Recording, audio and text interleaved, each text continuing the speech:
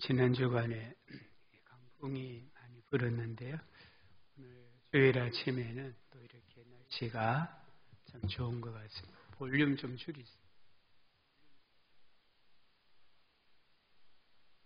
예, 우리 복음송 가운데 주의 임재 앞에 잠잠해. 볼륨을 좀 줄여주세요. 찬송을 같이 부르고 하나님 앞에 나아가겠습니다.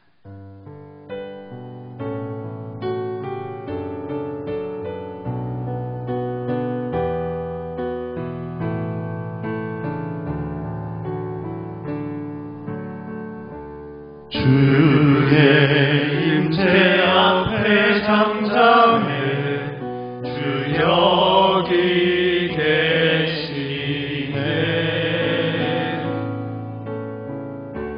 와서 모두 굽혀 경배해 신령과 진리로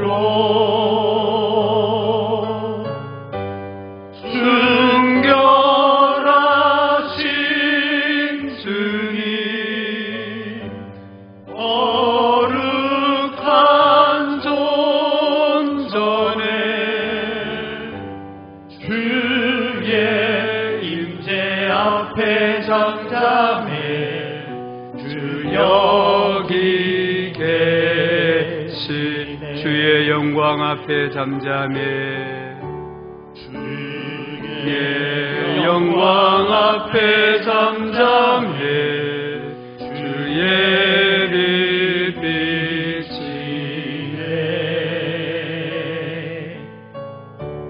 거룩한 불 태우시며 영광의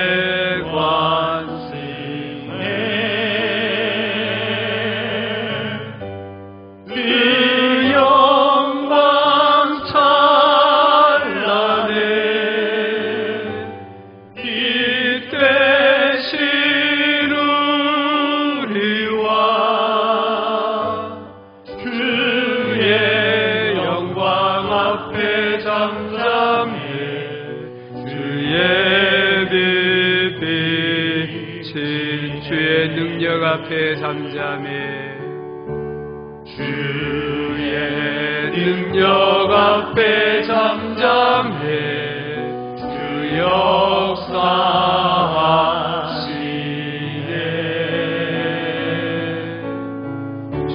죄 사하고 치유하시는 놀라운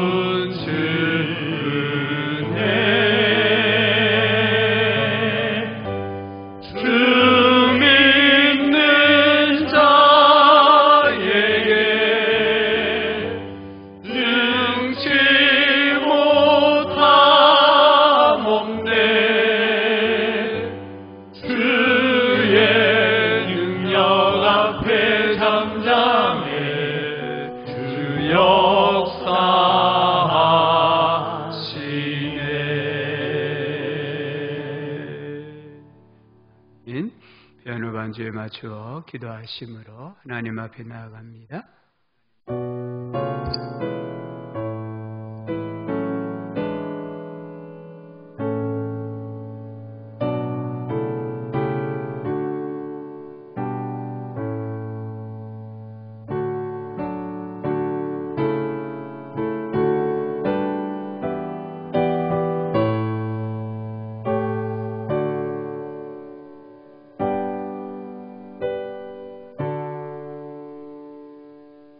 찬송가 10장 전능왕 오셔서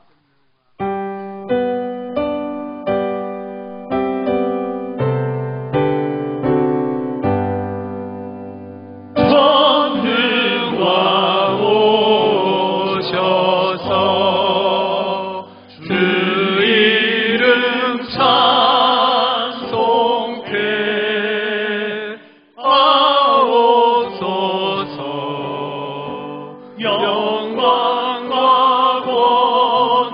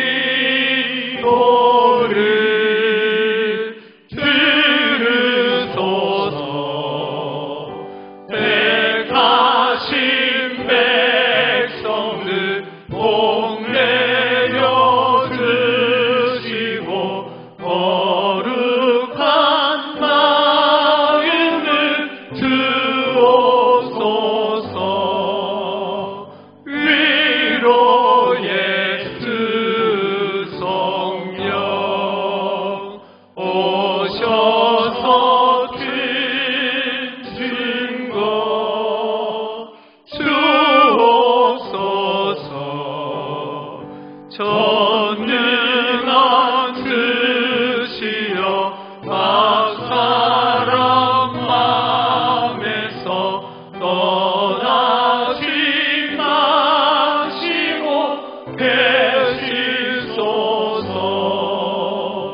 성삼위 세계 한없는 찬송을 드립니다. 존귀한 주님을 영광 중배롭고 영원히 모시게 하옵소서.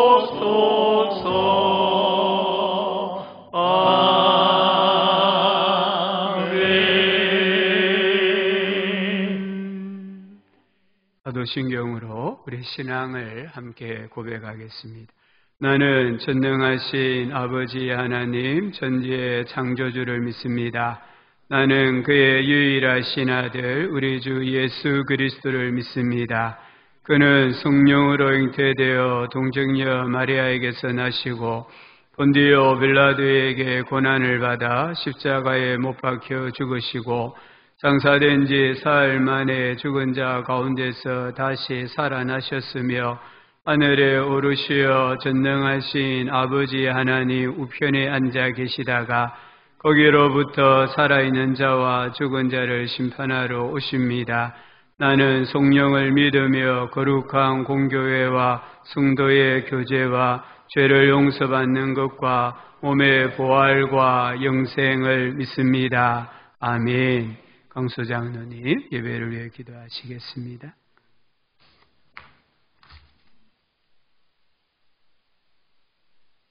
하나님은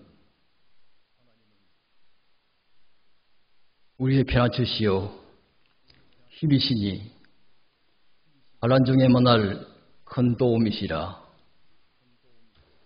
하늘과 땅이 움직여 바다 가운데 빠지든지 바닷물이 흥용하고 뛰놀든지 그것이 넘쳐 산이 요동할지라도 우리는 두려워 아니하리로다. 아멘.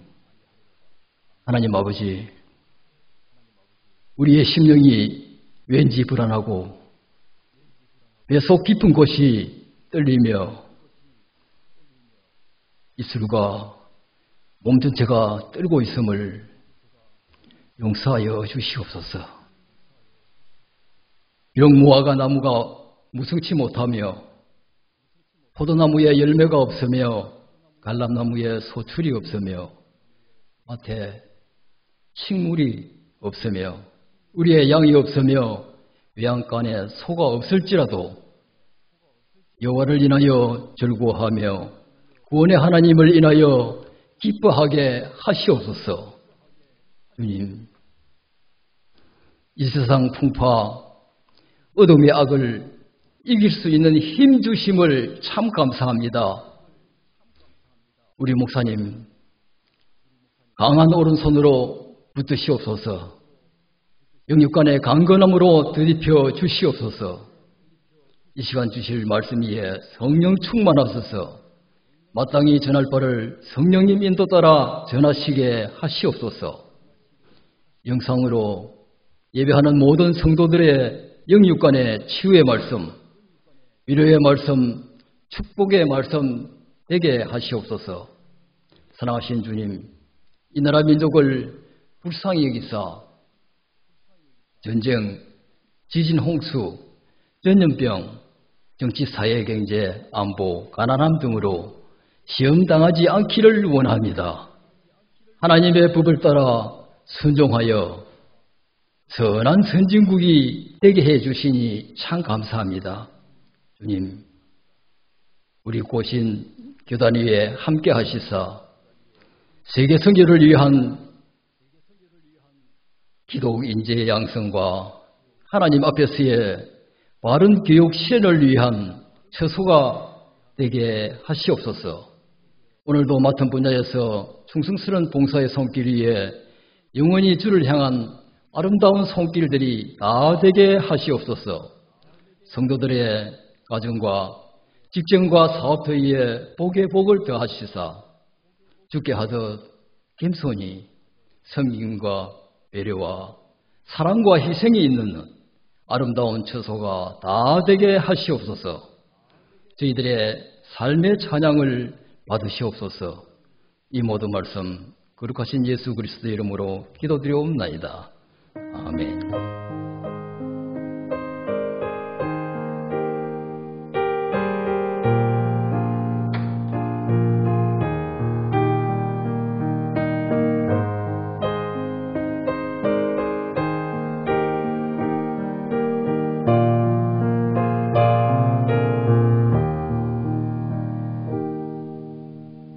하나님 말씀은 신약 성경 요한복음 21장 15절입니다.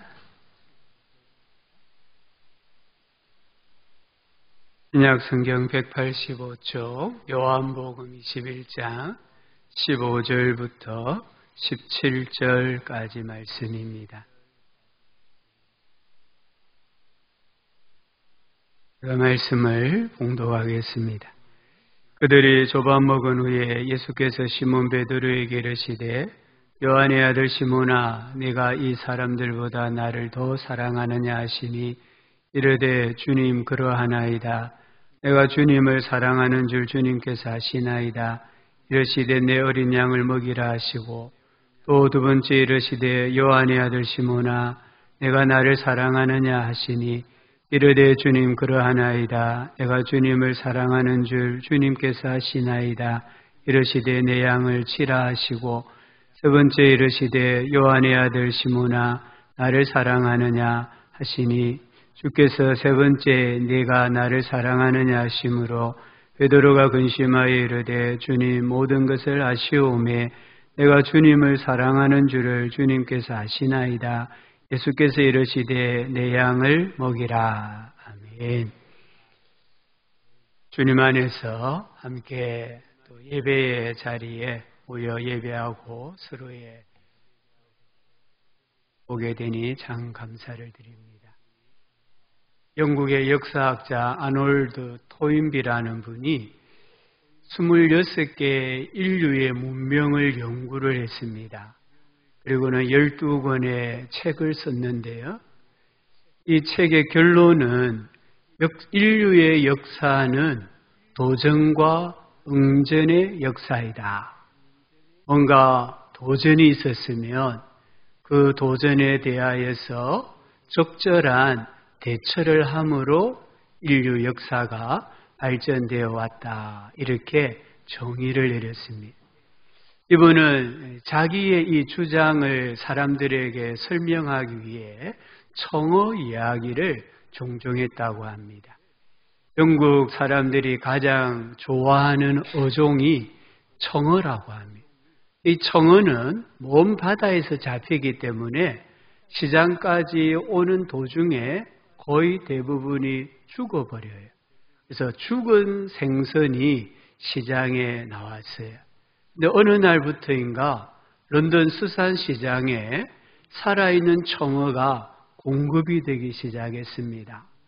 알아보니까 그 상인은 먼 바다에서 청어를 잡으면 배에 수조에 넣고 청어의 천적인 물메기를 몇 마리 집어넣었다고 해요.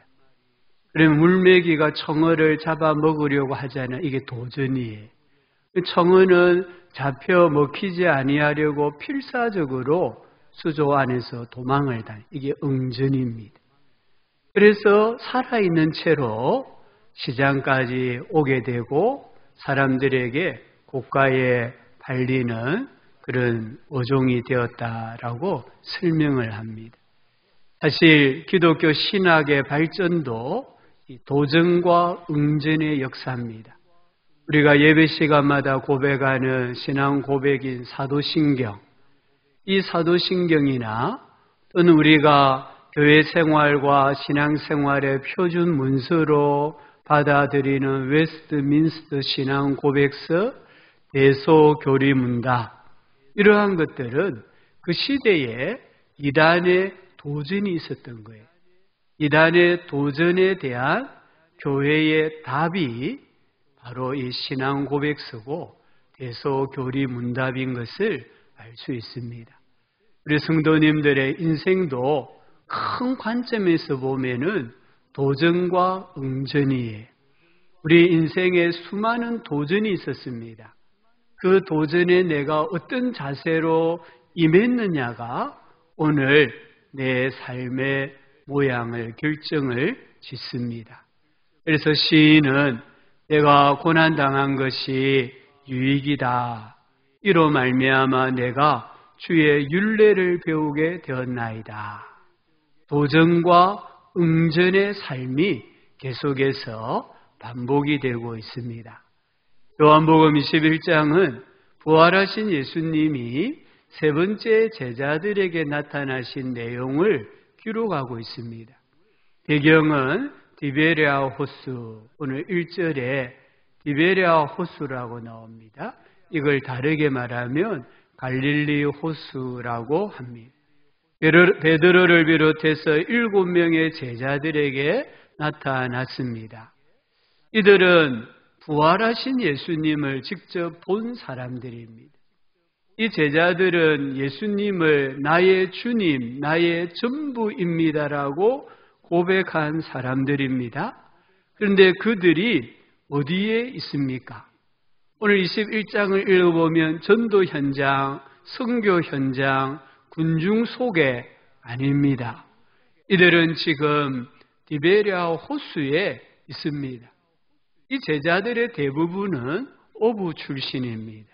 어부는 어디에 있어야 합니까? 바다나 호수에 있어야 합니다. 그래서 어쩌면 이 제자들은 자기들이 있어야 할 자리에 있는 겁니다. 그리고 자기들이 가장 잘할 수 있는 일을 지금 하고 있는 겁니다. 그런데 3절에 보니까 그날 밤에는 아무것도 잡지를 못했어요. 베테랑 어부라 할지라도 허탕칠 때도 있다는 것을 보여줍니다. 어부로서 가장 잘할 수 있는 일을 했지만 그날은 아무 소득이 없었어요. 바로 그곳에 부활하신 예수님이 찾아오셨습니다. 얘들아, 너희들에게 고기가 있느냐? 없습니다. 그래, 그물을 배 오른편에 던지라. 그리하면 잡으리라. 6절 말씀에 이에 던졌더니 물고기가 많아 그물을 들 수 없더라 합니다. 그제야 이 제자들이 예수님이신 줄 알고 예수님과 함께 생선구이로 아침을 먹었습니다. 우리 예수님은 어부의 삶으로 돌아간 이 제자들을 책망하지 않습니다. 예수님은 베드로에게 과거의 일을 묻지 않으세요. 베드로가 예수님이 빌라도의 뜰에 있을 때 3번 부인했잖아요. 그것을 묻지 않으세요. 오늘 이 말씀의 핵심은 예수님께서 제자들에게, 특별히 베드로에게 나를 믿는 자답게 살라라고 도전하시는 거예요. 11절은 저는 이렇게 해석을 해봅니다. 예수님의 죽으심과 부활하심을 믿는 자답게 살아가면 하나님께서 주시는 복이 무엇인가를 보여주는 말씀으로 봐요. 시몬 베드로가 올라와서 그물을 육지에 끌어올리니 가득히 찬 큰 물고기가 153마리라 이같이 많으나 그물이 찢어지지 아니하였더라. 큰 물고기, 일명 베드로의 물고기라고 합니다. 큰 물고기가 153마리였습니다. 숫자가 정확합니다. 이것은 강조하는 거예요. 그물이 찢어지지 않았습니다. 이 정도의 큰 물고기가 153마리면 경험상 그물이 찢어져야 돼요. 그런데 안 찢어졌다는 거예요. 역시 강조하는 표현입니다. 그러고 나서 예수님께서 베드로에게 같은 내용을 3번 질문합니다. 요한의 아들 시몬아, 내가 나를 이 사람들보다 더 사랑하느냐? 지금 예수님께서는 베드로에게 성도다운 삶 또는 제자로서의 삶 또는 사명자로서의 삶을 다시 생각나게 하시는 거예요. 오늘 우리에게 가장 중요한 것은 주님을 향한 사랑이라는 것을 꼭 기억하셔야 합니다. 예수님은 베드로의 과거나 미래에 대하여 말씀하지 않습니다. 예수님은 베드로의 지금 상황을 체크하고 계시는 거예요. 우리는 과거의 잘잘못을 회개해야 합니다. 또한 미래에 대한 다짐도 있어야 합니다. 그러나 가장 중요한 것은 지금입니다. 지금 예수님을 정말 사랑하는가? 지금 예수님을 나의 주님, 나의 전부입니다라고 고백하는가? 지금이 중요하다는. 예수님을 향한 믿음과 사랑에는 과거형이 없어요. 미래형도 없어요. 현재형 뿐입니다. 어떤 비만인 사람이 병원에 가서 어떻게 하면 이 비만을 좀 해결할 수 있는지 상담을 했대요. 그러니까 의사분이 하는 말이 지금 당장 살을 빼야 합니다. 그러니까 이 환자가 이렇게 대답했대요. 선생님, 저도 한때는 3.4kg이 나갔습니다. 무슨 말이에요? 태어날 때 3.4kg로 태어났단 말이에요. 근데 그 과거는 아무 중요한 게 아니에요. 지금 몸무게가 중요한 거잖아요. 이것처럼 우리도 신앙생활하면서, 아니 인생을 살아가면서 우리가 늘 초점을 맞춰야 되는 것은 과거가 아니고 미래도 아니고 현재, 지금이라는 것을 꼭 기억하셔야 합니다. 예수님의 질문에 베드로가 뭐라고 말합니까? 주님이 아십니다. 참 베드로가 지혜로워요. 주님이 아십니다라고 3번 대답해요. 15절 16절에 알다, 이 단어는 헬라어로 오이다인데 뜻은 직관적으로 아는 걸 말하는 거예요. 예수님은 하나님이시기 때문에 저에 대해 모르는 것이 없습니다. 이런 말이에요. 17절에 알다, 이 헬라어는 기노스코인데 이 말의 뜻은 체험적으로 안다는 거예요. 베드로가 예수님과 3년 동안 생활했으니까 예수님이 저를 보셨기 때문에 알고 계십니다. 그러자 예수님께서 베드로에게 내 어린 양을 먹이라, 치라, 먹이라 이렇게 말씀하십니다.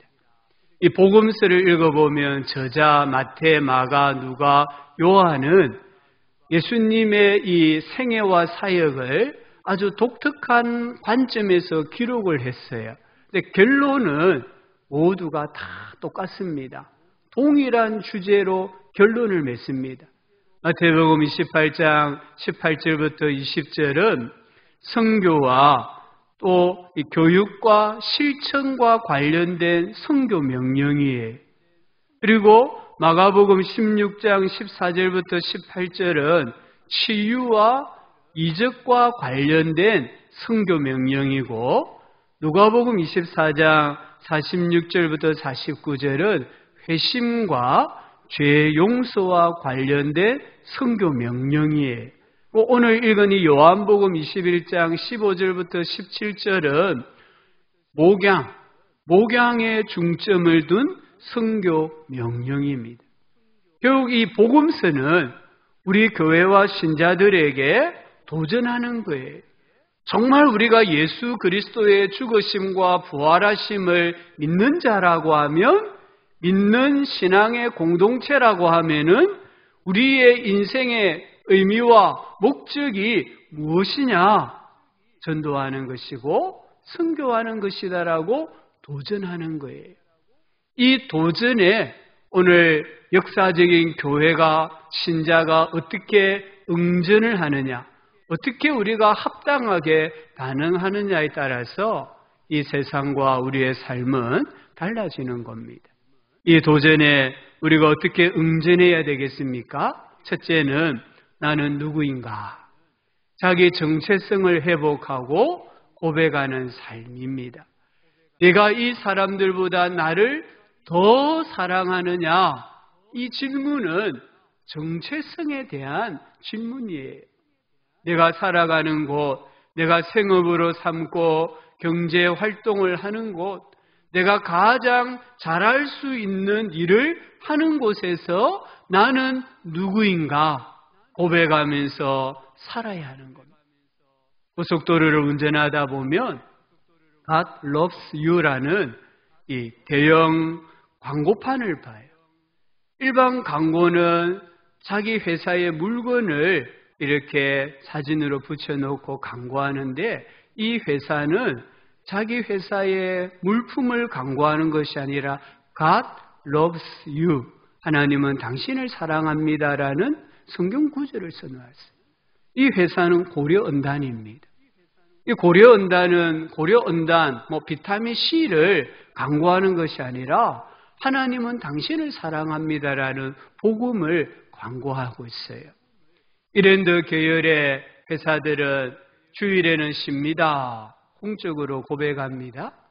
연어 153, 이 식당은 주일에는 쉽니다. 라고 간판을 써붙입니다. 무엇을 말합니까? 정신을 말하는 거예요. 우리는 어떤 정신을 가지고 회사를 경영하고 식당을 경영하는가를 보여주는 거예요. 내가 무슨 직업을 가지고 어떠한 일을 하느냐 중요합니다. 그런데 오늘 예수님은 도전하시는 거예요. 어떤 사람으로 그 일을 하느냐는 거예요. 골로새서 3장 22절부터 24절에 이렇게 말씀합니다. 종들아, 여기 종은 그리스도인들을 가리킵니다. 하나님과의 관계에서 종이 아니라 성도인데 그 신분이 종인 사람을 말하는 거예요. 노예를 말하는 겁니다. 종들아, 모든 일에 육신의 상전은 안 믿는 사람이에요. 불신자인데 주인을 말합니다. 육신의 상전에게 순종하되 사람을 기쁘게 하는 자와 같이 눈가림만 하지 말고 오직 두려워하여 성실한 마음으로 하라. 무슨 일을 하든지 마음을 다하여 주께 하듯 하고 사람에게 하듯 하지 말라. 이는 기업의 상을 주께 받을 줄 아나니 너희는 주 그리스도를 섬기느니라. 너희는 주 그리스도를 섬기는 사람으로서 노예의 일을 하라는 거예요. 이 1, 2세기 로마 시대의 노예가 하는 일은 천한 일입니다. 심지어 주인이 변을 보고 나면은 그 똥구멍을 닦는 일을 노예가 했어요. 그 일을 어떻게 하라고요? 주님을 섬기듯 해라.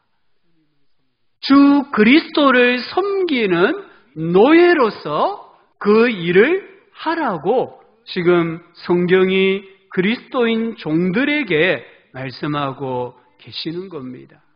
초대교회 시초에는 교회 성도들 대부분이 종들이었어요. 이 종들이 대부분이었는데 시간이 가면서 점차 신분이 반반이 됩니다. 그리고 나중에는 종보다는 자유인이 더 많아집니다. 왜 그럴까요? 그리스도인 종들이 주 그리스도를 섬기는 종으로서 육체의 상전을 섬겼기 때문에 그들에게 복음이 들어간 거예요. 그래서 종들이 믿는 예수님을 나도 믿어야 되겠다라는 회심이 일어나게 되고 교회 공동체로 들어와서 구원받는 역사가 일어나는 겁니다. 오늘 우리 성도님들께서도 직업이 다양합니다. 직업에는 귀천이 없습니다. 그러나 어떤 정신을 가지고 어떤 사람을 가지고 어떤 사람으로서 내가 그 일을 하느냐, 이게 중요한 겁니다. 예수님은 오늘 우리들에게 삶의 자리에서 예수님에게 속한 사람으로 나의 주인은 예수 그리스도입니다라고 떳떳하게 자랑스럽게 고백하면서 행동하면서 살라라고 도전하시는 거예요. 우리 인생에 성공하고 하나님의 복을 받은 사람들은 공통점이 있습니다. 모두가 자기 정체성을 분명히 한 사람들입니다. 아브라함을 보십시오. 창세기 23장 6절은 내 주여 들으소서 당신은 우리 가운데 있는 하나님이 세우신 지도자이시니. 여기 이 말을 하는 사람들은 헷 족속이에요. 하나님을 안 믿는 사람이에요.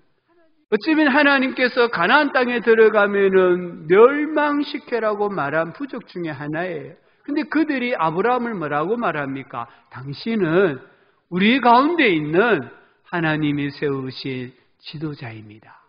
아브라함은 자기가 하나님의 사람이라는 것을 당당하게 고백했다는 말이잖아요. 요셉을 보십시오. 창세기 39장 19절 20절을 보니까 그의 주인이 말을 듣고 심히 노한지라. 이에 요셉의 주인이 그를 잡아 옥에 가두니. 이 사건의 앞에 보면은 그의 주인 보디발의 아내와 요셉 사이에 얽힌 사건이 나오잖아요. 그 주인이 말을 듣고 심히 노했습니다. 아내의 말만 듣고 심히 노했습니다. 그러면 어떻게 해야 됩니까? 죽여야죠. 노예 한 사람 죽이는 것은 아무 문제가 안 돼요. 아내를 욕보였으니까 죽여야 됩니다. 그런데 어떻게 했습니까? 옥에 가두니. 이상한 행동을 했단 말이에요. 왜 요셉을 죽이지 않고 옥에 가두었을까요? 이 보디발은 요셉이 하나님을 경외하는 사람이라는 것을 알았다는 뜻입니다. 어떻게 알았을까요? 요셉이 나는 하나님을 경외하는 사람으로서 당신 집에 노예 생활을 하고 있습니다라고 분명히 밝혔다는 거예요. 밝혔을 때에 하나님께서 요셉과 함께 하셨고 요셉을 형통하게 하셨고 그 형통함이 그의 주인 보디발의 눈에도 정확하게 보여졌다라고 말씀하고 있습니다. 사랑하는 교회 여러분, 노예 형통할 수 있는 사람이 아닙니다. 감옥에 갇히는 것은 형통할 수 있는 자리가 아닙니다. 그러나 하나님을 믿고 섬기는 자기 정체성을 분명히 하면 내가 노예와 같은 신분에 떨어진다 할지라도 내가 감옥과 같은 사방으로 막히는 환경에 놓여진다 할지라도 하나님께서 함께 하시고 하나님께서 범사에 형통하게 해주신다는 것을 우리는 꼭 믿으셔야 합니다.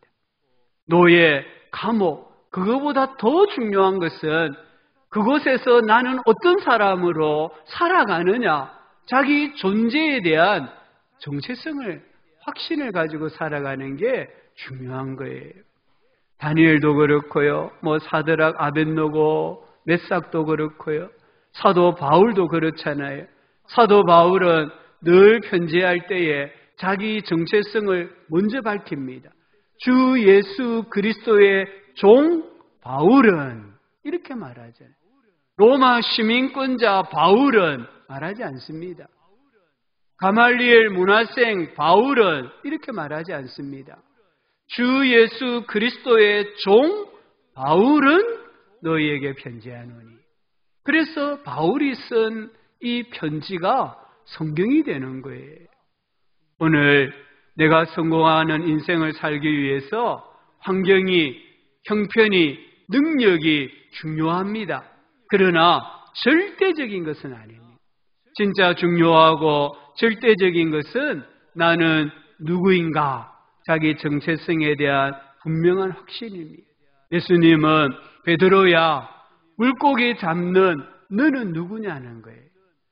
나는 너가 물고기를 잡든 상선을 운영하든 괜찮다. 그런데 어떤 사람으로서 그 일을 하느냐고 도전하시는 거예요. 예수님을 그 누구보다, 그 무엇보다 사랑하는 제자로서 너의 일을 하라고 도전하고 계십니다. 오늘 우리에게 가장 치명적인 약점이 있습니다.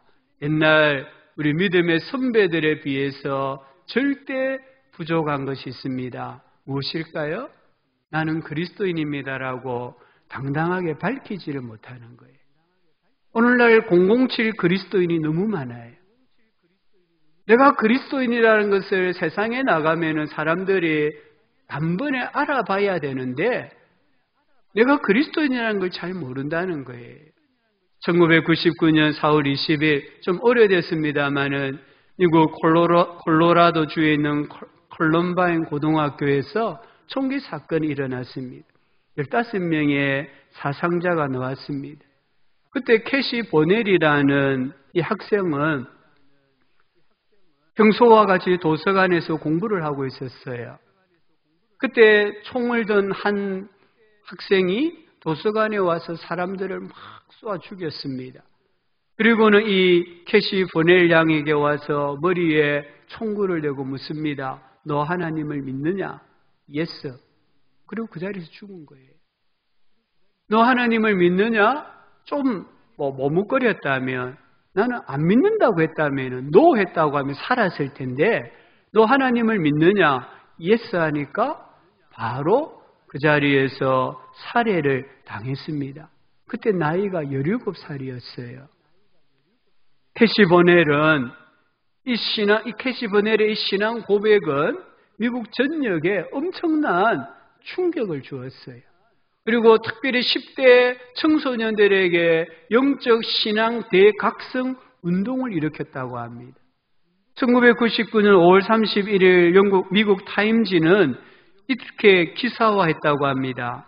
콜럼바인 총기 사건 이후 미국의 10대들에게 부흥의 불길이 일어나고 있다. 캐시 버넬의 죽음은 미숙한 신앙인들을 자극시키고 있다. 하나님을 믿느냐? 그렇다. 죽음 앞에서 행한 그녀의 확실한 신앙 고백은 많은 청소년들에게 그리스도 안에서 자기의 정체성을 찾도록 도전을 주고 있다라고 기사를 실었습니다. 한 사람의 이 확실한 신앙 고백이 많은 미지근한 10대 청소년들에게 예수님 안에서 나는 누구인가에 대한 정체성을 찾는데 부흥의 불길을 일으켰다는 거예요. 로마서 1장 16절은 이 복음은 모든 믿는 자에게 구원을 주시는 하나님의 능력이 됨이라 먼저는 유대인에게요 그리고 헬라인에게로다. 이 하나님의 말씀은 2000년 전이나 오늘 이 시대나 변함이 없습니다. 그러나 이 복음의 능력, 모든 사람을 구원시키시는 복음의 능력은 나는 누구인가라고 당당하게 고백하며 살아가는 그리스도인들이 있을 때에라만이 나타날 수 있는 거예요. 나는 내가 속한 그룹에서 나는 그리스도인입니다라고 당당하게 말씀하고 계십니까? 누군가가 내가 그리스도인이라는 것을 알고 계십니까? 우리 성도님들이 삶의 현장에서 나의 인생의 주인은 주 예수 그리스도입니다라고 당당하게 고백하고 계십니까? 그럴 때에 오늘 예수님이 말씀하신 것처럼 내 어린 양을 먹이는 거예요. 복음의 능력이 나타나게 되어 있습니다. 마태복음 10장 32절 33절은 누구든지 사람 앞에서 나를 시인하면 나도 하늘에 계신 내 아버지 앞에서 그를 시인할 것이요 누구든지 사람 앞에서 나를 부인하면 나도 하늘에 계신 내 아버지 앞에서 그를 부인하리라. 마귀는 오늘 우리들에게 전부를 보장합니다. 그러면서 하나는 빼앗아갑니다. 그러나 예수님은 우리에게 하나를 주시고요. 어쩌면 전부는 부족하게 하실 수 있어요. 마귀가 전부를 주는데 하나를 빼앗아갑니다. 나는 누구인가? 그리스도 예수 안에서의 나는 누구인가? 이 정체성입니다. 이 하나만 빼앗으면요. 교회에 아무리 수많은 사람이 모인다 할지라도 기독교는 힘을 잃어버리고 마는 겁니다. 우리 성도님들 오늘 주님이 도전하십니다.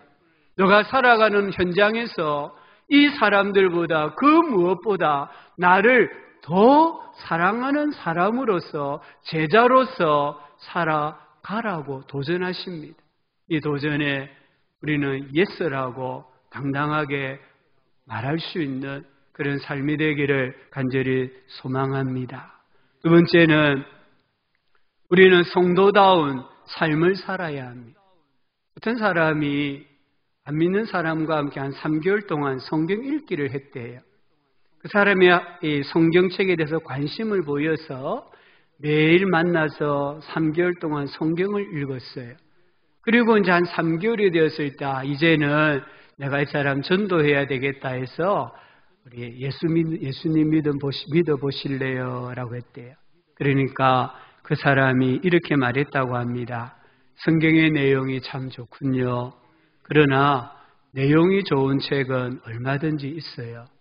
나는 지금부터 성경을 믿는 당신이 성경이 말하는 대로 얼마나 사는지 3개월 정도 확인해 보고 그때 결정하겠습니다. 이때 이 성도가 영적으로 깨달았대요. 전도는 성경의 내용을 전하는 것보다 성경대로 사는 모습을 보여주는 것이 먼저다. 그렇습니다. 전도는 내가 믿는 성경대로 사는 삶이에요. 아직 예수님을 안 믿는 많은 사람들이 교회를 바라보는 겁니다.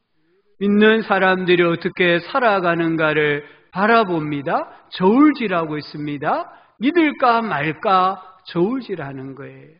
오늘 이 어려운 환경 가운데 우리는 빌립보서 4장 4절에서 7절에 말씀하는 것처럼 주 안에서 항상 기뻐하는 삶을 살아야 됩니다. 모든 사람에게 관용을 베푸는 삶을 사셔야 돼요. 모든 일에 기도하는 삶을 살아요.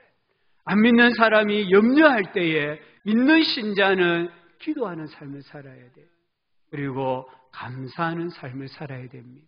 하나님은 지금도 살아 계십니다. 예수님은 어제나 오늘이나 영원토록 변함없는 분이신 줄 믿습니다. 그러므로 우리는 성도다운 삶을 사셔야 돼요. 하나 더 보면 우리는 실제로 선교해야 됩니다.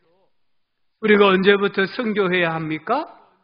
빌립보서 4장 15절부터 19절은 빌립보 교회 선교 이야기예요.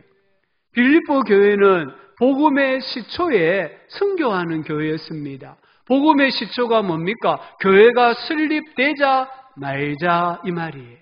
아직 예수님에 대해서 정확하게 모를 때에, 아직 그들의 신앙이 어릴 때에, 교회가 크게 성장하지 않았을 때에 빌립보 교회가 가장 힘썼던 일은 선교하는 일이었다는 거예요.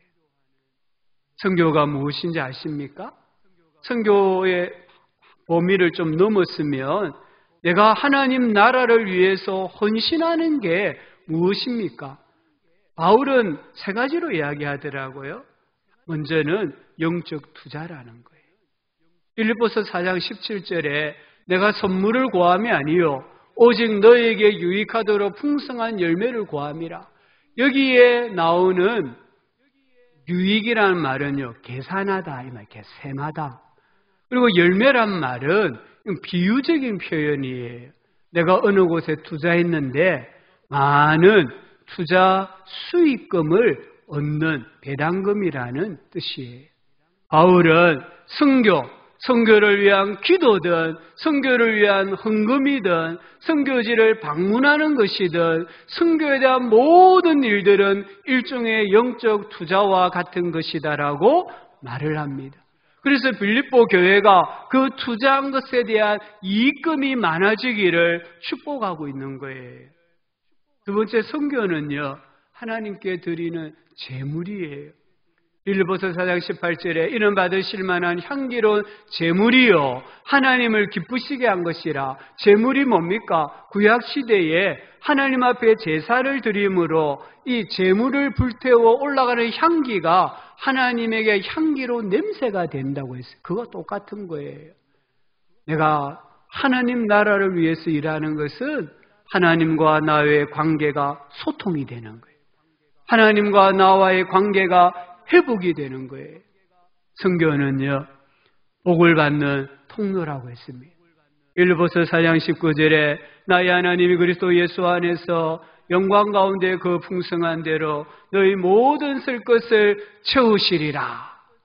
교회가 바울을 위해서 물질로, 기도로, 사람으로 도운 것처럼 하나님께서 이 땅 위에서 그들에게 복 내려주시기를 간구하는 바울을 봅니다. 이 선교에 대한 이야기는요, 차고 넘쳐요. 우리 망미동에 가면은 조그만 교회가 하나 있어요. 이 교회는 작은 교회예요. 근데 이 교회가요, 이 코로나19 바이러스가 터지니까 한국에 들어온 선교사들이 갈 곳이 없어요. 오후 예배가 없으니까 불러주는 곳이 없는 거예요. 그래서 이 교회가요, 자기들이 후원하는 교회 선교사님 4분이 한국에 들어와 있는데 각각 100만 원씩 줬다더라고요. 그 선교사님들이 거처하는 집의 냉장고에 생필품을 다 채워줬다더라고요. 큰 교회 아닙니다. 한 8, 90명 정도 모이는 우리 교회에 비해서 훨씬 작은 교회예요. 근데 그 교회가 그렇게 선교를 하더라고요. 선교하는 사람, 선교하는 가정, 선교하는 교회, 하나님께서 반드시 갚아주신다는 것을 우리는 꼭 기억을 하셔야 돼요. 제 아들이 아직 너무 어린데 국내에 있을 때 제대를 앞두고 어느 교회 지원을 했어요. 교육 전도사 구하는데. 저희들은 아빠 밑에서 조금 더 있으라 하니까 아빠 밑에 절대로 안 있는다고 지원을 하더라고요. 근데 됐어요, 또. 이제 대학 3학년인데 교육 전도사가 되었어요. 근데요, 제가 생각할 때 제가 정말 염려할 만큼 너무 잘해주시는 거예요. 그 교회만 잘해주지 다른 교회 가면은 못해줄 수 있는데 너무너무 잘. 이제 대학 3학년인 복학생인데 뭐 사례라든지 예우라든지 너무너무 잘해주시는 거예요. 사실 제가 좀 걱정이 많이 돼요. 아들이 모든 교회가 이런 줄 알까 싶어서 걱정은 돼요. 그런데요, 저는 또 이런 생각을 해봤어요. 늘 우리가 이제 아이들이 어릴 때 선교사님들을 이렇게 대접을 하는 걸 보여주거든요. 그래서 우리는 늘 이렇게 투자하는 거라고요. 저는 지금도 그래 생각해요. 우리 교회가 선교사님들 후원하는 거는 투자하는 거라고 생각해요. 제가 선교지에 나가서 제 개인적인 돈을 쓰는 것도 저는 투자하는 거라고 생각해요. 그러면 제가 투자했으면 하나님이 갚아주시잖아요. 누구를 통해 갚아주실까요? 결국은 자녀예요, 자녀. 그래서 저는 하나님이 지금 전부는 아니지만 지금 조금 이 이익금을 주신다 이렇게 생각을 해요. 우리 성도님들, 하나님께서 자기 일을 하는 사람, 그리스도인으로서 자기 일에 충실한 사람은 이 땅 위에서 영광 가운데 모든 필요한 것을 채워주시는 줄 믿으시기 바랍니다. 이 하나님 믿어야 오늘 예수님의 이 도전 앞에 내가 응전할 수 있는 거예요. 합당하게 응전할 수 있는 거예요. 나의 직업이 무엇이든지 간에 그리스도인이라고 하면은 모두 사명이 있습니다. 내가 무슨 일을 하는가 보다는 그리스도인으로서 그 일을 하는가를 생각하셔야 합니다. 예수님을 그 누구보다 그 무엇보다 더 사랑하는 마음으로 가정일을 하셔야 되고 직장에 나가셔야 되고요. 사람들 관계 속에서 일을 하셔야 돼요. 코로나19 바이러스가 많은 것을 바꾸어 놓았습니다. 그 중에 하나가 저는 관계 파괴라고 생각합니다. 물론 좋은 의미에서 사회적 거리두기를 했습니다. 그러면서 마음은 가까이야. 이건 말이 안 되는 거예요. 눈에서 멀면은 마음이 멀어지게 돼 있어요.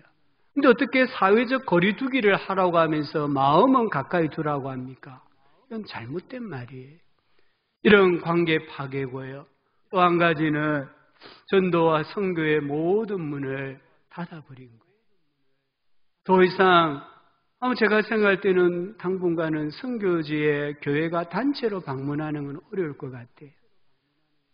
대중을 초청해서 전도 집회하는 거 가능하겠습니까? 한 대도 아마 안 오실 것 같아요. 내가 사람들에게 교회 가자고 하면은 아마 안 올 것 같아요. 이런 것들이 이 코로나19 바이러스가 우리에게 영적으로 끼치는 그런 엄청난 피해고, 또 세상의 도전이 앞으로 교회가 필요가 없다. 공예배가 필요 없다. 이게 지금 세상의 도전입니다. 아마 시간이 많이 걸릴 수도 있을 것입니다. 그럼에도 우리는 응전해야 합니다.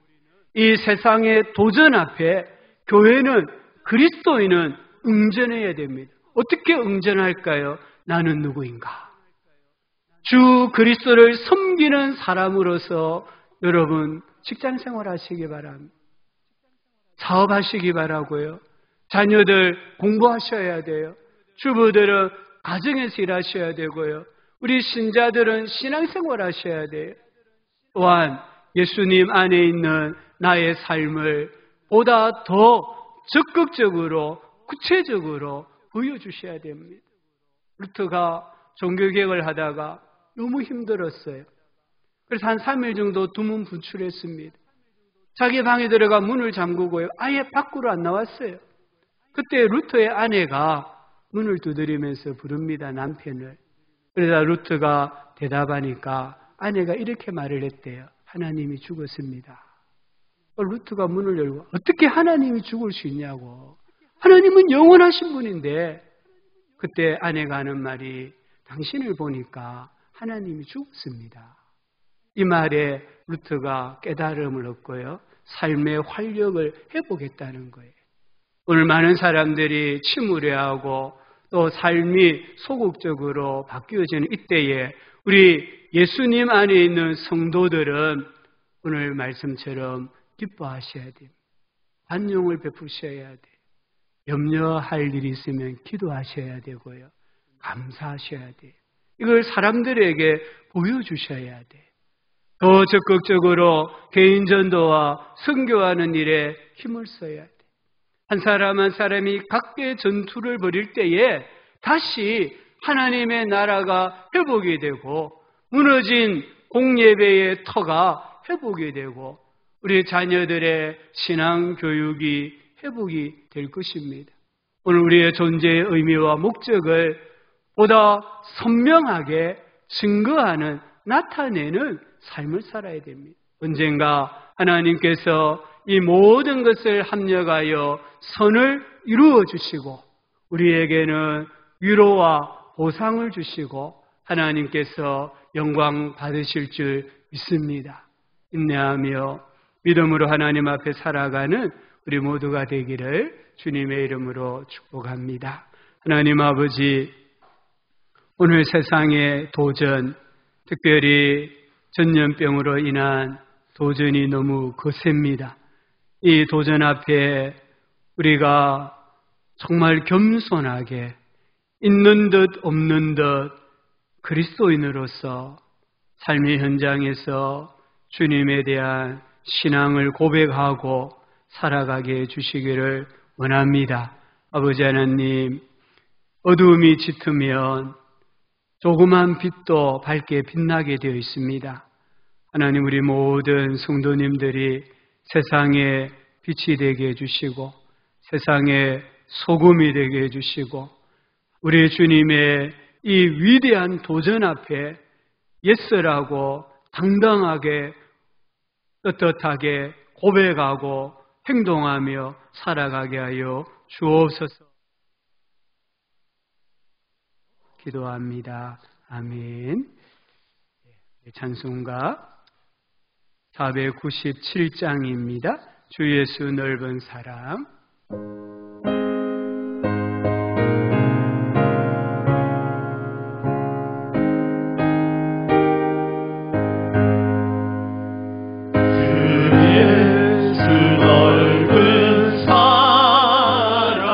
그 크신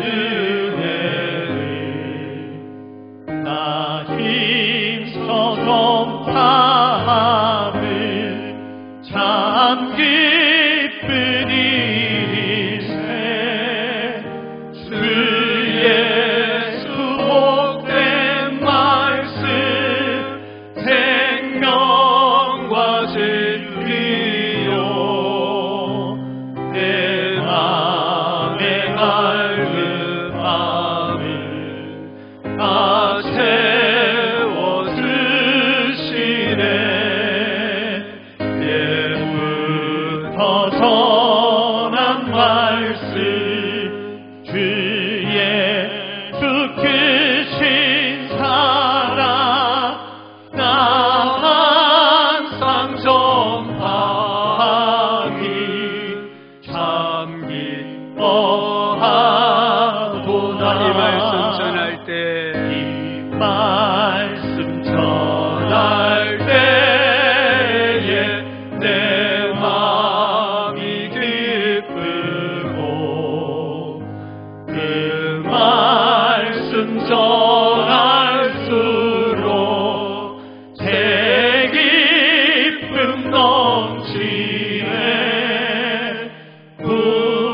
구원의 복된 말씀 못 들은 사람이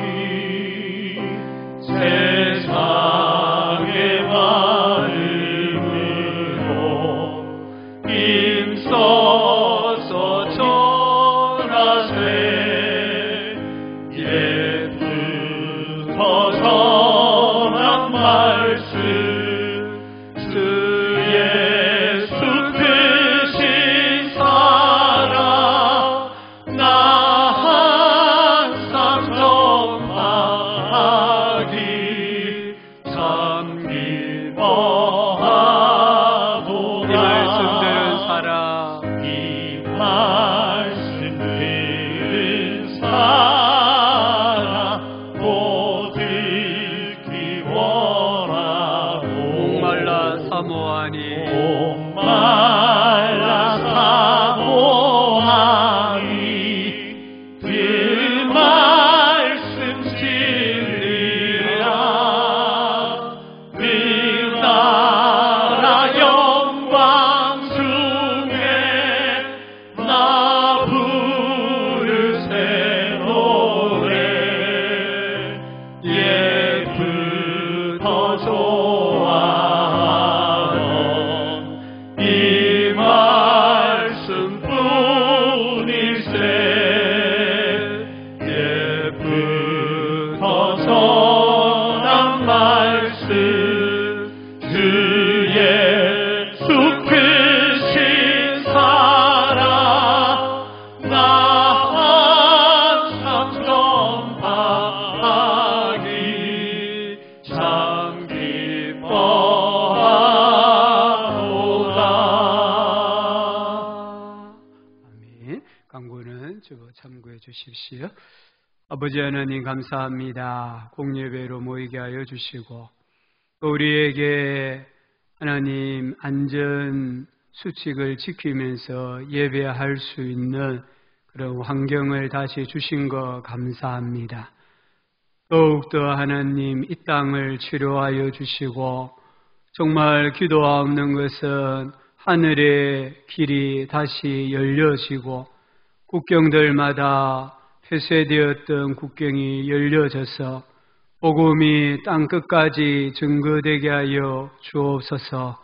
아버지 하나님, 우리의 상한 마음들, 아픈 마음들, 또 찢어진 마음들, 주 예수 그리스도의 사랑과 보혈의 은혜로 다 치유하여 주시고 성령 안에서 하나 되게 하여 주시고 평안에 매는 줄로 단단히 매는 복된 은혜와 복을 내려 주시옵소서.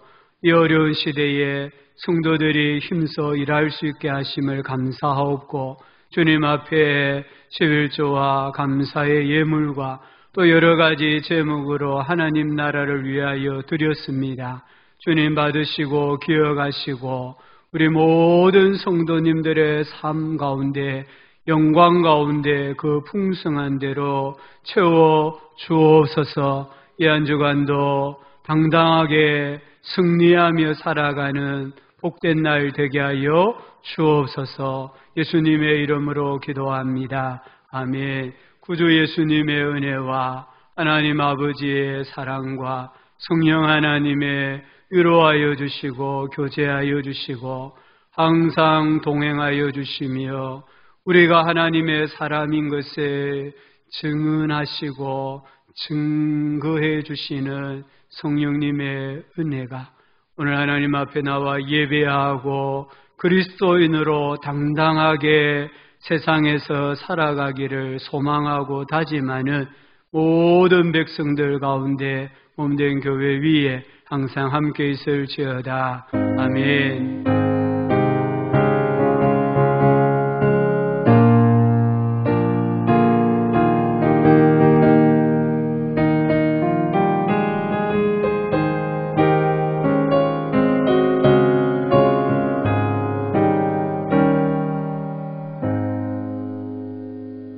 우리 배송 주여 복을 구하오니 이 찬송으로 서로 또 축복하시고 또 인사하시면 좋겠습니다.